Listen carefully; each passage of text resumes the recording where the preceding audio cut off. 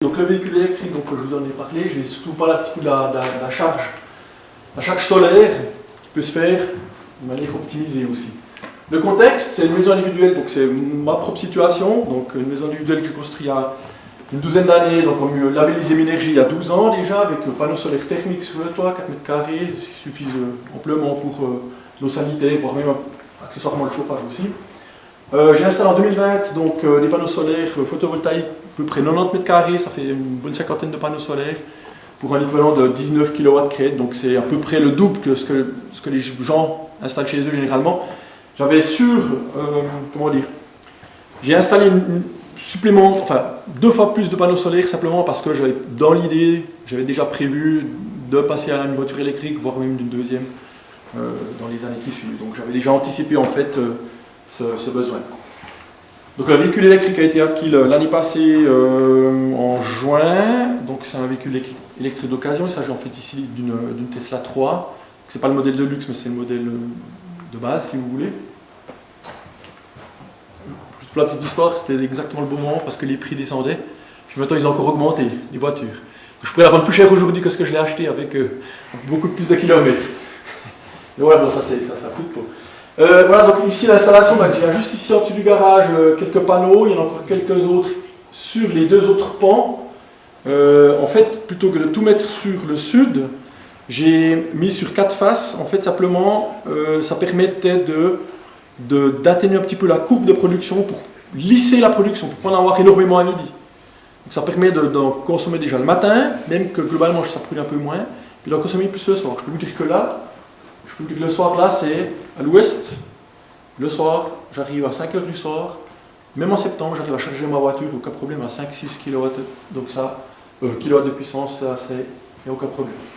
Donc la voiture est ici, j'ai mis une borne de recharge ici, c'est simple, on arrive, on branche, voilà, c'est pas très compliqué. Je vous donnerai peut-être quelques petites infos là-dessus. Depuis une année et demie, j'ai fait le ratio sur une année, donc j'ai rapporté tout ça sur une année en moyenne, ça fait, bon là on a beaucoup roulé pour différentes raisons, 30 000 km sur une année, en moyenne 20 kWh au 100, donc là on n'a pas tellement économisé, hein, on n'a pas roulé pépère tellement, on a fait pas mal de trajets sur les franches montagnes, donc c'est pas mal de variations altitudinales, donc ça consomme plus évidemment que si on fait que de la route, et puis qu'on ne prend pas des autoroutes à 130, 140 évidemment.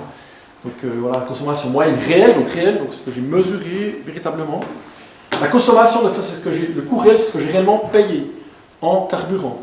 Ça veut dire que là vous avez les charges que j'ai fait à l'extérieur, il n'y en a pas beaucoup, ce que j'ai payé chez moi au BKV pour prendre de l'énergie, et j'ai ajouté également le coût de mon autoconsommation au même tarif que les BKV me l'auraient repris. Du style, si j'ai chargé ces derniers mois et que les BKV me payaient mon surplus solaire 40 centimes, et j'ai comptabilisé mon autoconsommation à 40 centimes. Puis j'arrive à 1500 francs sur une année. C'est extrêmement bas, c'est très très bas. Donc ça fait 5 francs pour 5 km, 100 km. Si je calculais pas mon coût réel sur le prix du marché de reprise, mais sur mon coût réel de 5 centimes, parce qu'une installation photovoltaïque, c'est entre 5 et 6 centimes le kilowattheure, en moyenne à peu près, sur une rentabilisation sur 20 ans. Donc si je le compte à 5 centimes, les 3 quarts que j'ai autoconsommé en photovoltaïque, on le divise par 5, donc je divise encore ce prix par 2, quelque part. Parce que le prix de mon installation, il est connu. Donc je sais ce que j'ai payé, et en 20 ans, comment je vais le rentabiliser. Je sais que les kilowattheures ils sont à 5 à 6 centimes. Maintenant, une petite comparaison rapide. Voiture électrique donc, j'ai consommé 1500. Service réparation, ça m'a coûté 0. Je mets 500 francs, mais là j'ai juste mis service réparation, parce que tout ce qui est usure de pneus, ce genre de choses, je ne l'ai pas mis parce que c'est l'équivalent avec la voiture thermique, donc j'ai juste mis la différence. C'est 1000 francs à peu près de voiture technique, la différence c'est de 500. Les taxes c'est la moitié, le canton du Jura, les places c'est 0, voilà, la moitié. On arrive au total à une différence de prix, différence de coût annuel de 3 850 francs. Vous faites ça, x 10, votre voiture, l'économie, et les payer en 10 ans. C'est-à-dire que sans rien faire, vous avez mis l'argent de côté, vous pouvez vous acheter une nouvelle voiture. Juste pour ça, juste pour dire. Même si les prix augmentent, par exemple, voilà, l'électricité que j'ai chargée ailleurs, elle est à 1 franc le kilo. c'est pas grave, parce que si on recharge chez soi 3/4 du temps, le prix de base il reste le même, c'est toujours 5 centimes que j'ai payé. C'est potentiellement combien je pourrais le vendre, évidemment, c'est pas la même chose. Donc je garantis mon coût. Maintenant, ça c'est bien, c'est le côté économique, mais il y a le côté environnement. Côté environnement, voiture électrique, bon, tu l'as dit avant, 17 kWh, ça dépend un petit peu. Là, on prend, j'ai pris une moyenne, moi c'est ce que j'ai, et là annoncé à 16-17, là je consomme un peu plus. 20, c'est la plupart des voitures électriques de taille moyenne sont annoncées environ dans les 20 kWh, sauf les petites voitures, comme les Zoé. Une voiture thermique, c'est 80, c'est x4. Si on fait l'équivalent en litres d'essence, si ça vous parle peut-être un peu plus, si vous consommez 8 litres au 100, en essence, moi je consomme 2 litres. Et forcément, le coût, on s'en ressent. Si on prend maintenant, à la production, la voiture, quand elle sort, l'équivalent en tonnes CO2 équivalent à 0 km, une voiture électrique, c'est un petit peu moins que le double. Donc, une voiture thermique, c'est 13 tonnes équivalent CO2. Une voiture électrique la plus élevée. Là-dedans, la moitié, c'est la batterie.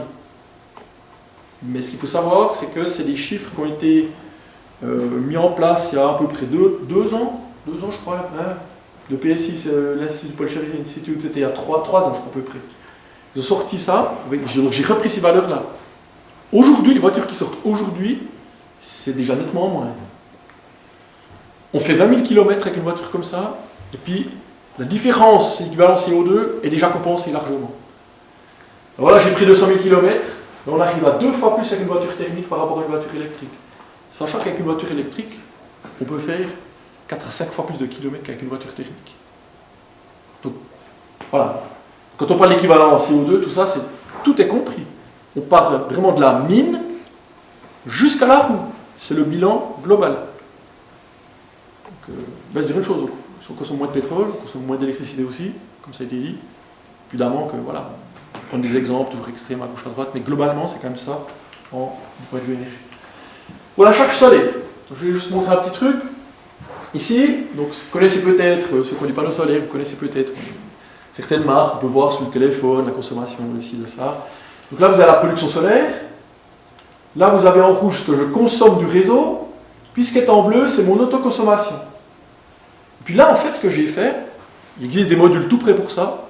Moi, je l'ai programmé moi-même, j'ai fait un peu de programmation. Il y a plein d'applications suivant les bornes de recharge que vous avez. Donc moi, ce que j'ai fait, j'ai choisi une borne de recharge qui permet de modifier assez facilement avec des applications ou ce genre de choses, programmer ça moi-même, pour piloter la borne de recharge plutôt que la voiture.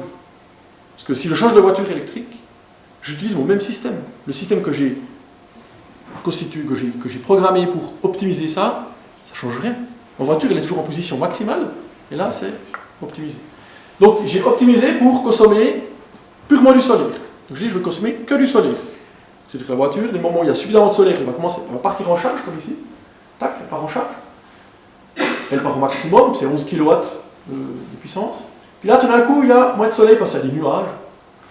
Ça va mettre à jour, ça va dire, ah, il y a moins de surplus solaire. Donc, on va diminuer la charge de la borne. Il faut qu'elle diminue sa charge. Il y a toujours des petites latences comme ça parce que j'ai simplement mis le système pour que ça mette à jour toutes les 5 minutes. Quoi. Donc, pas toutes les minutes changer la vitesse. Ouais, je veux dire, à un moment donné, voilà, ça ne change pas grand-chose. Donc, on voit qu'en fait, ça suit exactement la production solaire. Et puis, avec ça, donc là, on le voit ici en augmentation, on peut mettre la jour le soir. Et là, on voit en diminution. Et puis à un moment donné, si on arrive en dessous d'un certain seuil de charge, ça arrête parce qu'il y a des voitures qui ont besoin, comme charge minimale de 1 kW, d'autres de 3 kW, ça dépend un petit peu des véhicules. Donc juste pour vous dire qu'en fait, on peut choisir avec ce genre de choses, rien que du point de vue conceptuel. Après, il y a des outils tout faits qui permettent de le faire. C'est pas forcément besoin de le programmer comme moi, mais je veux dire, ils sont tout faits. Donc vous pouvez vous dire, ok, je vais charger que au solaire. Par exemple, en été, je dis, je ne veux pas acheter de l'excès, je consomme qu'au solaire. Mais en hiver, vous pourriez vous dire une autre chose. Puis dire, ah, je veux prendre tout le solaire, parce que je n'ai rien envie de vendre. Parce que ma voiture, elle charge seulement à partir de 4 kW. Donc je dis, ok, il y a peut-être 2 kW de puissance par panneau solaire, mais j'investis 2 kW que je paye au BKV pour quand même charger ma voiture. Parce que j'ai envie de prendre tout le solaire, je n'ai pas envie d'en revendre, et encore payer des impôts dessus. C'est surtout ça qui compte. Vous voyez le truc, donc il y a différentes variantes, différentes possibilités, des systèmes intelligents qu'on peut mettre en place pour augmenter son autoconsommation. Moi, par exemple, j'ai augmenté de à peu près, si je ne me trompe pas, de tête, c'était à peu près 6 si j'ai augmenté de 50% mon autoconsommation, si je ne me trompe pas, à peu près. Parce qu'une voiture électrique, ça consomme beaucoup plus qu'un ménage, hein, si on compte sur toute une année. Quand on voit des fois sur les réseaux sociaux, on compare une voiture électrique, ça coûte tant de milliers de kilowattheures, une maison c'est tant, ça n'a aucun sens, parce que de toute façon, une voiture, ça consomme de toute façon plus qu'un ménage. Une voiture thermique, c'est encore 4 fois plus, donc imaginez le truc. Et je reviens juste là-dessus, mais là je ne vais pas m'étaler, c'est ce que Olivier a dit, c'est le smart grid, c'est-à-dire d'utiliser l'ensemble des voitures comme source comme batterie géante en fait de stockage. L'avantage de ça, du véhicule to grid, ça se fait déjà, hein, au Japon ils le font déjà avec certains types de véhicules, c'est en test actuellement en Suisse, mais utiliser une batterie pour, par exemple, utiliser l'électricité de la batterie de notre véhicule dans la maison. Sans aucun problème, on peut le faire. Je veux dire, on consomme peut-être 10 kWh la nuit, gros max, ça dépend un petit peu des saisons, alors qu'une batterie c'est 60-70 kWh. Là, il n'y a aucun problème. Et en plus, ça permet d'éviter de s'accaparer des ressources de l'environnement pour refaire une batterie pour mettre dans la maison. Ça n'a aucun sens. Aujourd'hui, économiquement, encore moins parce que l'électricité elle est reprise cher, mais si on reprend l'électricité à un prix relativement bas, en dessous de 5 à 6 kWh, 6 centimes de kWh, là à ce moment-là ça vaudrait la peine, économiquement. Mais écologiquement, c'est pas top, quoi. Quand même, ne pas. Donc voilà. Je ne sais pas si vous avez des questions.